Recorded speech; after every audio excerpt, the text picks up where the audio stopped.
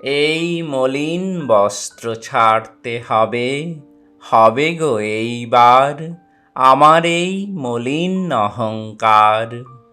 দিনের কাজে ধুলা লাগি, অনেক দাগে হলো দাগি, এমনই তপ্ত হয়ে আছে সহ্য করা ভার আমার এই মলিন অহংকার।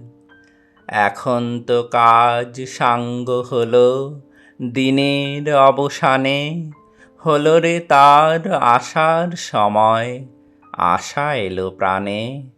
স্নান করে আয় এখন তবে, প্রেমের বসন পড়তে হবে, সন্ধ্যা বনের কুসুম তুলে গাঁথতে হবে হার।